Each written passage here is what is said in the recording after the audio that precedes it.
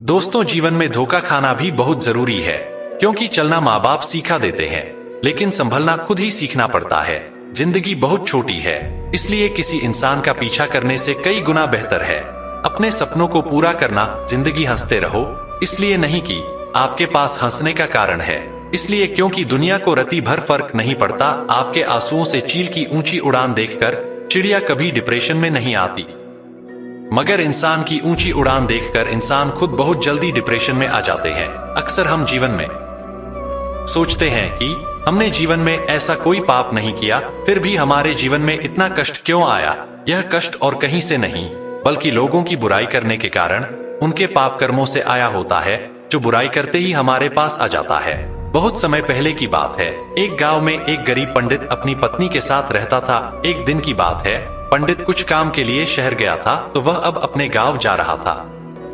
तब उसने देखा कि रास्ते में एक चिड़िया एक रोटी को पकड़कर एक खेत में खाने की तैयारी कर रही थी। तभी पंडित ने चिड़िया की चोंच से वह रोटी छीन ली। मुंह का आहार छिन जाने पर चिड़िया ने निराश होकर आकाश की तरफ देखते हुए कहा, दूसरे को दुख देना अच्छी बात नहीं है। उस दिन चिड़िया बहुत निराश हो गई। बाद में चिड़िया जब रोटी के बारे में सोचती तो पंडित को श्राप देते हुए कहती है, जिस तरह तुमने मुझे निराश किया, तुम भी उसी तरह एक दिन निराश होगा। रोटी के बारे में सोचते सोचते चिड़िया ने कुछ दिनों तक कुछ नहीं खाया और भूख से वह मर गई।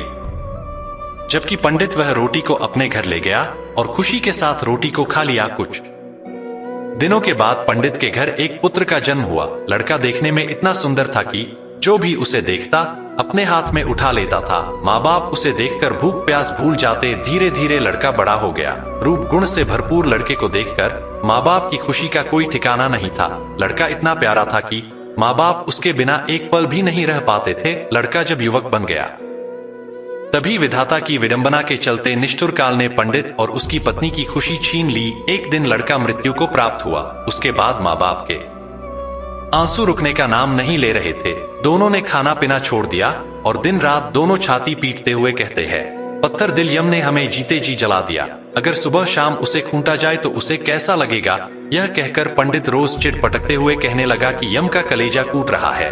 पंडित को इस तरह रोते देख एक दिन यम ने पंडित के सपने में कहा, तुम जो सिर पटकर रो रहे हो, बेटे के लिए रो रहे हो, उस बेटे को देख पाओगे तो तुम्हें मेरी बात माननी होगी। कल तुम भीतर से दरवाजा बंद करके अपने पूजा घर में सोना और 2 दिन तक किसी को भी वहां जाकर तुम्हें जगाने देना नहीं है। अगले दिन ब्राह्मण ने सपने के बारे में विस्तार से अपनी पत्नी को बताया और यम के कहे अनुसार पूजा घर के पास जाकर सो गया। जब पंडित को गहरी नींद आई तब एक यमदूत वहां आया और पंडित का शरीर वहीं छोड़कर उसकी आत्मा को अपने साथ यमपुरी लेकर चला गया। यमपुरी में पंडित ने न जाने कितने सारे नजारे देखे। कहीं पापी को यमदूत कूट कूट कर दर्द दे रहे थे, तो कहीं भयंकर पापी को उन्हें घसीटकर नरक कुंड में डाल रहे थे। झुंड बनाकर यमदूत घूम रहे थे, अशोर मचा रहे थे। इस तरह जगह जगह अजीब अजीब मंजर देखकर पंडित के होशों उड़ गए और डर के मारे वह कांपने लगा। यमदूत उसे यमराज के पास लेकर आया। डर के मारे थरथर कांप रहे पंडित को देखकर यमराज ने उससे कहा, पुजारी डरो मत, तुम्हें यहाँ कुछ नहीं होगा। जरा तुम उन नौजवानों की तरफ देखो, क्या उनमें से कोई तुम्हारा बेटा भी है। पंडित ने उन नौजवानों तरफ देखा तो अपने बेटे को मौजूद पाया। बेटे को देखकर पंडित ने खुश होकर यमराज से कहा, जी महाराज, वह मेरा बेटा है। पंडित का जवाब सुनकर यमराज ने कहा, उसे यहाँ बुलाओ, अगर ना आए तो वहां जाकर बुला लाओ। पंडित ने अपने बेटे को पुकारा मगर वह नहीं आया। तब उसके पास जाकर बोला, मेरे बच्चे, मैं आया हूँ, तुम मेरे साथ चलो। पंडित ने 2-3 बार इस तरह कहा मगर बेटे ने उसकी तरफ देखा ही नहीं। तब उसका हाथ पकड़कर पंडित ने कहा, मेरे बच्चे इधर देखो, तो मैं हूँ तुम्हारा पिता। यह सुनकर बेटे ने बाप की तरफ देखकर चिल्लाकर कहा, तुम मुझे बेटा क्यों कह रहे हो, मैं तुम्हारा बेटा नहीं हूँ। कभी तुमने चिड़िया को तकलीफ पहुंचाकर उसके मुंह का खाना छीन लिया था, उसी का बदला लेने के लिए मैं तुम्हारा बेटा बनकर तुम्हारे घर पर जन्म लिया था। अब याद आया ना, जिस तरह मेरे मन को तुमने तकलीफ पहुंचाई थी, उसी तरह मैं तेरे मन को तकलीफ पहुंचाकर चला आया। बेटे का जवाब सुनकर पंडित निराश हो गया और यमराज के पास उदास होकर बोला, वह मेरा बेटा नहीं है। पंडित की बात सुनकर यमराज ने उससे कहा, तुम लोग बेवजह मुझे कोस रहे थे, अब पता चल गया ना किसका कसूर था। इतना कहकर यमराज ने दूत को इशारा किया और दूत पंडित की आत्मा लेकर तुरंत उसके पूजा घर में पहुंच गया। पंडित के शरीर में उसकी आत्मा डालकर यमदूत चला गया। पंडित जागते ही उसकी पत्नी को सपने का सारा हाल बता दिया और उसके बाद पंडित और उसकी पत्नी ने दिवंगत बेटे की याद में आंसू बहाना बंद कर दिया। किसी को बुरा बोलना, चुगली करना, बुराई करना, जलन व ईर्ष्या का भाव रखना, यह सब आपकी तरक्की व खुशियों को रोक देते हैं, आपके जीवन में गहरा प्रभाव डालते हैं।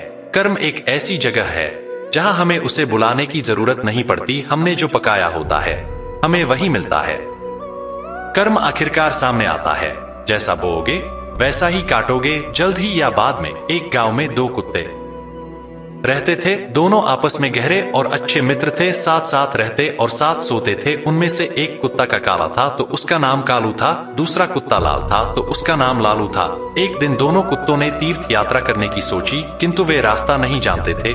दोनों ने निश्चय किया कि यात्रा शुरू तो करें, रास्ता तो अपने आप निकल आएगा। एक दिन वह दोनों एक साथ तीर्थ यात्रा पर निकल दिए। चलते चलते उन्हें एक गांव दिखा। काफी रात भी हो गई थी तो वह दोनों एक पेड़ के नीचे सो गए। थके होने के कारण उन्हें नींद आ गई। सुबह होने पर फिर अपनी यात्रा पर निकल पड़े। एक गांव पार किया, दूसरे गांव के पास पहुंचने पर उन्हें भूख लगी। वहां उन्हें 4-5 चूहे दिखाई दिए। लालू की पूंछ खड़ी हो गई। वह कालू से कहता है, क्यों गंडक जी, आप फरमाओ तो मैं इन 3-4 चूहों की चटनी बना डालूं। कालू ने गर्दन हिलाकर कहा, नहीं भाई लालू जी, हम तीर्थ यात्रा पर निकले हैं और तीर्थ यात्रा में किसी की हत्या करना पाप होता है, तो आप कोई दूसरा उपाय खोजो जिसमें कोई जीव की हत्या ना हो तथा हमें कुछ ऐसा ना खाना पड़े जिससे हमारी तीर्थ यात्रा भंग न हो। दोनों कुत्ते एक सपाटे पर रुक गए। वहां पर एक मंदिर था। कुछ देर आराम करने के पश्चात दोनों ने फैसला किया कि अलग अलग दिशा की ओर चलना चाहिए, जिसको जो मिलेगा खा लेंगे। एक साथ चलते तो दोनों में से किसी का भी पेट नहीं भरेगा। कालू और कालू दोनों अलग अलग दिशा में निकल गए। जाने से पहले उन्होंने तय कर लिया कि वे वापस आकर इसी जगह पर मिलेंगे। लालू कुत्ता चलते चलते एक गांव में पहुंचा। वहां एक दयालु पंडित रहता था। वह पूजा पाठ करके भोजन करने ही जा रहा था। उसकी पत्नी ने उसके लिए भोजन थाल तैयार कर रखा था। पंडित ने भोजन को भोग लगाया ही था कि लालू कुत्ते ने झट से उसकी थाली में मुंह डाल दिया तथा एक रोटी उठाकर वहां से भाग गया। और पंडित ने ईश्वर का नाम लिया और हाथ धोकर उठ गया। पंडित ने अपनी पत्नी से कहा, बेचारे यह गंडक जी भी कितने भूखे हैं, सो आप यह भोजन की थाली इन्हें ही खिला दीजिए। पंडित की पत्नी गुस्सा होकर बोली, आप यह क्या कह रहे हैं? इस गंडक जी को यह थाली, इसमें कितने अलग अलग पकवान है, 2 तरह की सब्जी, अचार, दही, खीर, पूरी। पंडित दया भाव से बोला, तुम ठीक कहती हो, पर यह भी भूखे हैं, आप तो यह थाली इन्हें ही दे दीजिए। सोच लो कि यह थाली इनके ही भाग्य में लिखी थी। इसके पश्चात पंडित ने लालू कुत्ते को खूब पेट भरकर भोजन करवाया। लालू ने उसे खूब दुआएं दी। उधर कालू कुत्ता एक किसान के यहाँ पहुंचा। किसान अपने खेत में चक्कर लगा रहा था और जंगली जानवरों को खेत से बाहर निकाल रहा था। किसान की पत्नी खाने की थाल रखकर गई थी। थाल में भिंडी की सब्जी थी और बाजरे की रोटियां थी। खेत का काम पूरा करके वह थाल खोलकर खाना खाने को तैयार हुआ ही था कि कालू ने तुरंत ही उसके भोजन में मुंह डाला और थोड़ी सी रोटी का टुकड़ा तोड़कर भागा। किसान एकदम से गुस्से में आ गया और खड़ा हो उठा। उसकी आंखें अंगारों की तरह लाल हो गई। उसने अपनी लाठी उठाई। गाली देते हुए उसने लाठी से इतनी जोर से वार किया कि कुत्ते की कमर टूट गई। वह पीड़ा से चिल्लाने लगा। कमर टूट जाने के कारण वह भाग ही नहीं सकता था। इसी बीच उसकी कमर में 3-4 लाठियां और पड़ गई। कुत्ता अधमरा हो गया। उसका साथी लालू चौराहे पर खा पीकर आराम कर रहा था। वह खड़े होकर अपने साथी का इंतजार कर रहा था। उसका साथी उसे कहीं भी नजर नहीं आ रहा था। लाचार और उदास होकर वह चौराहे पर बैठ गया। थोड़ी देर बाद उसे कालू अपनी तरफ नजर आते हुए खुश हो गया। वह जल्दी से उसकी ओर भागा। उसकी टूटी हुई कमर देखकर वह बहुत दुखी हुआ और पूछने लगा, भाई तुम्हारे साथ ऐसी दुर्दशा किसने किया? कौन पापी है जिसने एक रोटी के लिए तुम्हारी कमर ही तोड़ डाली? कालू की आंखें भर आई। उसने पीड़ा से कहारते हुए सारी बात सुनाई। कालू की बात सुनकर वह क्रोध तथा दुख में डूबकर बोला, मैं उससे अपना बदला जरूर लूंगा। उस किसान को बताऊंगा कि खुद की कमर किस प्रकार टूटती है, तो कैसा लगता है। लालू भी बोला, मुझे भी उस पंडित का कर्ज चुकाना है। उसने मुझ पर कितनी कृपा की है, मैं रोम रोम से उसे आशीष देता हूँ। इसी प्रकार बातचीत करते हुए दोनों कुत्तों ने अंत में यह निश्चय किया कि उन्हें प्राण त्याग देना चाहिए तथा प्राण त्यागने के बाद उनके के घरों में जन्म लेना चाहिए। इत्तेफाक से ना तो किसान के घर कोई पुत्र था और ना ही पंडित के। दोनों कुत्तों ने मंदिर आगे जाकर अपने प्राण त्याग दिए। एक ही पल में दोनों मृत्यु को प्राप्त हो गए। कुछ समय पश्चात कालू ने किसान के घर जन्म लिया। किसान बहुत खुश था, किंतु उसकी खुशी अगले ही दिन विलुप्त हो गई। घर में इस पुत्र के जन्म होते ही उसकी पत्नी अस्वस्थ रहने लगी। उसका बैल मर गया। पहले जन्म मदिन पर किसान के हरे भरे खेत को जानवर ने तहस नहस कर दिया। और दूसरी तरफ पंडित के घर भी पुत्र का जन्म हुआ। पंडित और उसकी पत्नी बहुत खुश थे। कुछ समय बाद पुत्र के बड़े होते ही राज दरबार में पंडित का पद ऊंचा हो गया। पंडित ने राजा को एक युद्ध में जीत की बात बताई। 1-2 दिन बाद राजा युद्ध जीत गया। इससे खुश होकर राजा ने पंडित को राज पंडित नियुक्त कर दिया। उसे अपार धन तथा एक महल भेंट किया। जैसे जैसे पंडित का बेटा बड़ा होता गया, वैसे वैसे वह भी पिता के समान तेजस्वी निकलता गया। उसने छोटी उम्र में सारे शास्त्रों का अध्ययन कर लिया। वह बड़े बड़े विद्वानों और पंडितों को शास्त्रार्थ में हरा देता था। पंडित के जीवन में 4 चांद लग गए थे। उधर दूसरी तरफ किसान का बेटा नकरा निकला। वह बात बात पर अपने बाप को गालियां देता था, उसे डांटता था। वह जुआ खेलकर बचे कुचे धन को उड़ाने लगा। वह किसान बहुत ही दुखी हो गया था। उसे कुछ समझ नहीं आ रहा था। आखिर अंत में उसने सोचा कि इसको सुधारने का कोई उपाय करना चाहिए। इस तरह विचार करते हुए वह एक बुद्धिमान व्यक्ति के पास पहुंचा। उसने उसके सामने अपनी समस्या बताई। बुद्धिमान आदमी किसान को बोला, तुम इसकी शादी कर दो। शादी की नकेल अच्छों अच्छों को सीधा कर देती है।